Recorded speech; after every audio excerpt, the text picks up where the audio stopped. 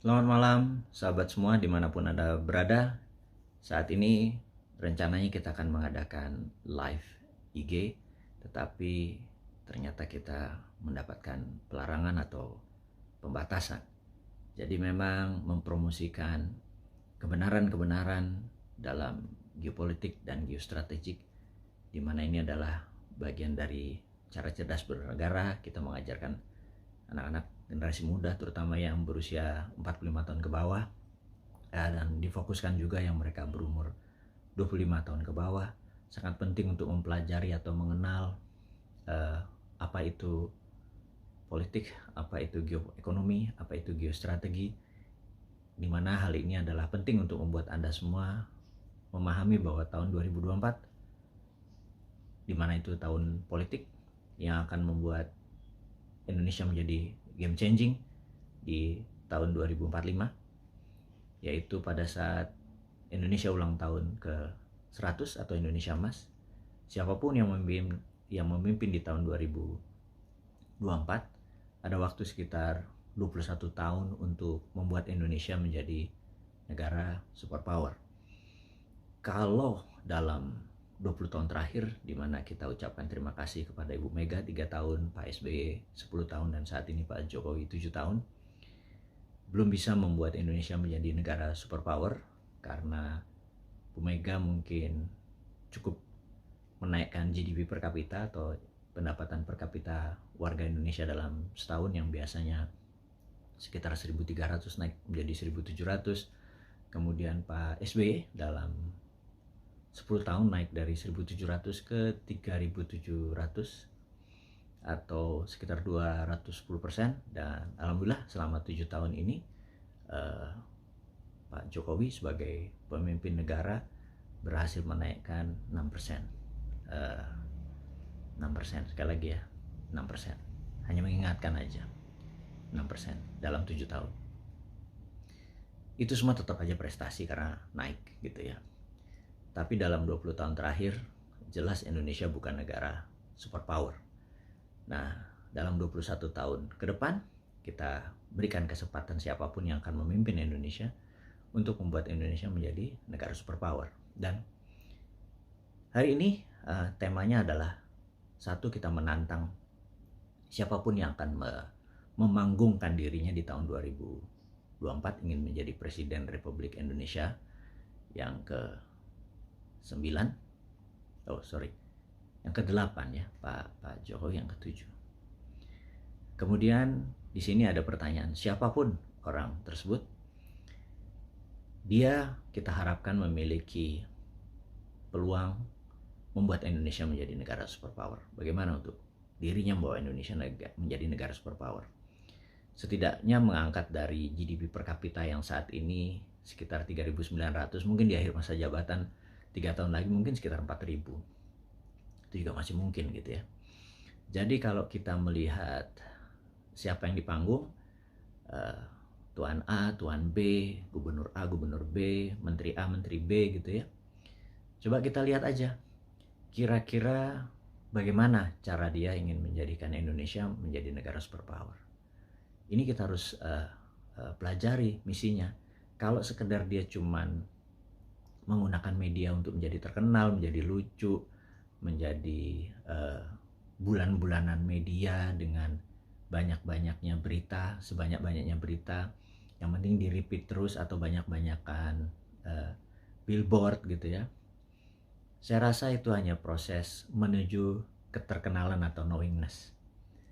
Namun setelah dia terkenal atau masyarakat tahu, masyarakat sesungguhnya menunggu, apakah setelah Anda saya kenal, punya nggak konsep atau program yang membuat Indonesia menjadi negara superpower seperti harapan 270 juta bangsa warga negara Indonesia. Apa rencananya gitu ya, itu yang kita mau nantang. Dan kita tahu ada dalam berita terakhir misalnya tentang BUMN. Tahun lalu Pak Jokowi, Pak Presiden, akan membantu lebih dari 25 triliun rupiah dengan PMN kepada BUMN dan ternyata hari ini dana itu dibantu. Dan saya heran, kok masih dibantu perusahaan rugi gitu ya. Rugi itu kan karena bodoh sebenarnya. Bodoh kok dibantu gitu ya, dan menggunakan APBN, menggunakan uang negara. Uang negara untuk dikasihkan hal nggak produktif itu adalah kebodohan hakiki. Bukan Pak Presiden yang bodoh, tapi jangan-jangan negara ini ada yang harus dirubah. Jadi saya usulkan kepada sahabat semua, yuk kita melihat ke depan, bagaimana kalau BUMN ini kita bubarin aja kementeriannya. Begitu Pak Presiden. Supaya Bapak jangan terbebani APBN tersebut karena kebodohan manajemen BUMN. Negara berbisnis itu tidak benar.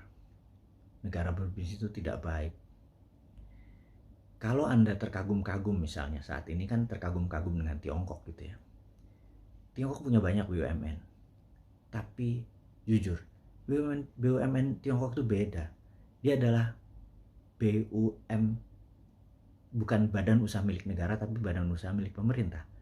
Dan pemerintah di sana adalah PKC. Jadi sesungguhnya BUMN adalah badan usaha milik Partai Komunis.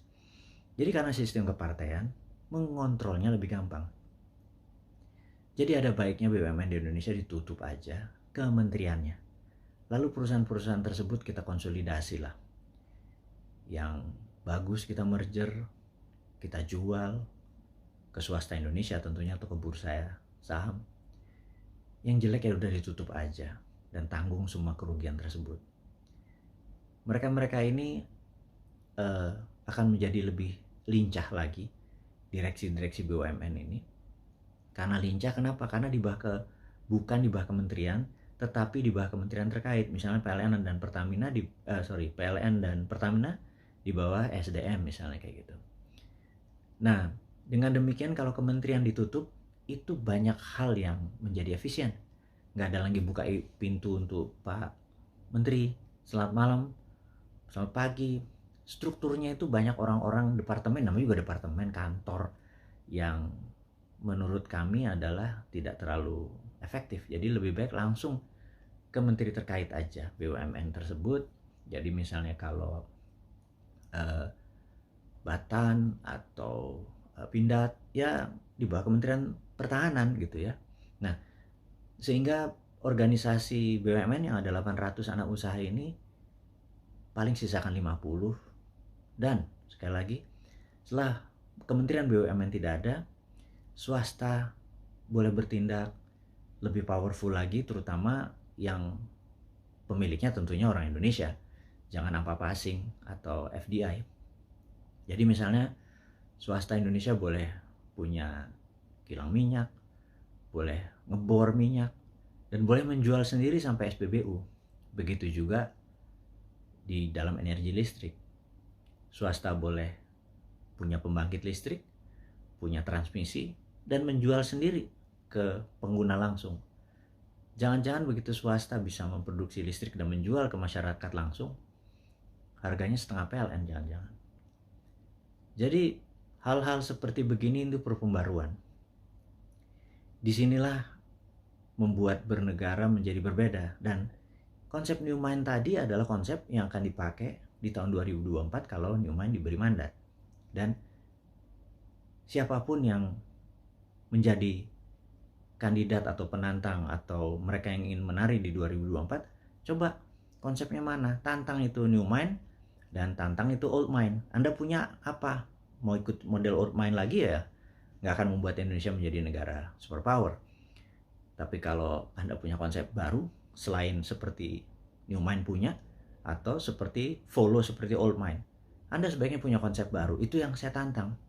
Wahai beberapa Pak Gubernur yang niat, beberapa menteri yang niat, dan beberapa tokoh partai politik lain yang niat. Mana? Kita tantang deh. Ini tantang positif, bukan tantang negatif, bukan tantang carok loh. Ini nantang pemikiran, nantang konsep, dan menantang tim. Jadi kita benar-benar nanti di tahun 2024 itu masyarakat tuh pinter. Bukan hanya populer, tapi masyarakat tuh dipinteri. Dan itulah tema Hari ini yang tadinya akan mengudara langsung menjadi taping, tapi sahabat semua, saya pribadi mengucapkan terima kasih Anda sempat menonton video ini. Coba direnungkan bahwa apa yang kita maksudkan ini hari ini, saat ini, bisa menjadi pelajaran kita bersama. Mohon maaf tidak bisa live sekali lagi. Dan pelajaran cara cerdas bernegara akan kembali ke YouTube channel Bosman Mardigu dan Bosman Mardigu Official.